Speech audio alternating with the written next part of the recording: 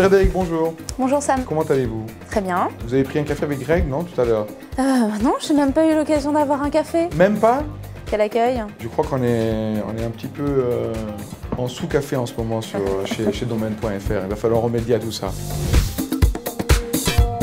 Donc, je voudrais revenir cette semaine sur une fausse bonne idée. Réserver un nom de domaine, c'est facile. Techniquement, c'est effectivement le cas. Maintenant, ce n'est pas forcément sans conséquence juridique.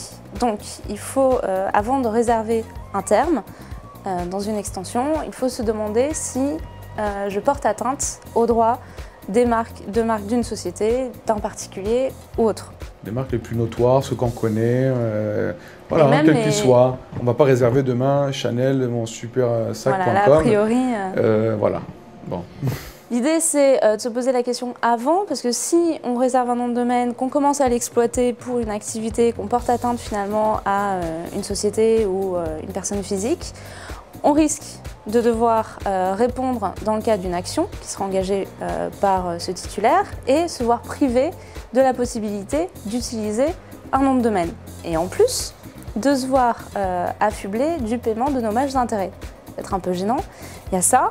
Il y a aussi le fait qu'on a commencé à exploiter ce nom de domaine. Si on a eu envie de l'exploiter, c'est qu'a priori, il y a un intérêt commercial. Donc le nom de domaine est susceptible de porter une activité commerciale.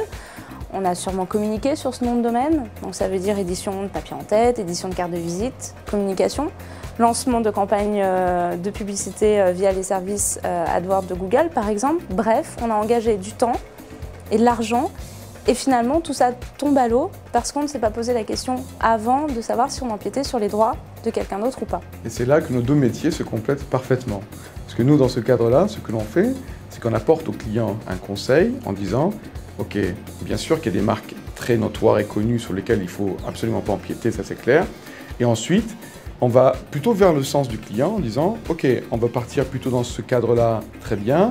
On va enregistrer ces extensions-là dans ces domaines-là. » Et ensuite, c'est là que votre conseil à vous, qui devient, je dirais, essentiel, avant de lancer vraiment cette marque-là ou ce nom-là au niveau grand public, surtout sur Internet, d'être certain qu'il n'y a pas quelque part une autre marque qui a une antériorité, qu'on n'a pas vue, qui est cachée, etc., pour compléter cette étude-là et enfin rendre les personnes tranquillement, je dirais, paisiblement.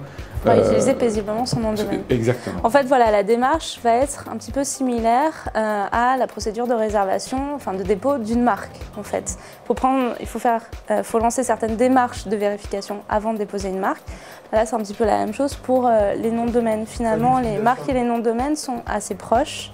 Absolument. Ce que vous disiez tout à l'heure, c'est que l'utilisation d'un nom de domaine n'est pas anodin. Il faut vraiment comprendre cette notion d'utiliser un nom de domaine. Là, on peut porter atteinte aux droits d'autrui. Voilà. Impeccable. On se rejoint et ça, c'est parfait. C'est l'exemple type sur lequel on comprend pourquoi le juridique est un élément, je dirais, essentiel de la vie économique en fait, pour pouvoir exploiter paisiblement. Mais moi je veux encore des conseils. La semaine prochaine, on fait ça? Peut-être. Allez, on va aller sur un message. Sûrement. Merci beaucoup, à la semaine prochaine. Au revoir Sam.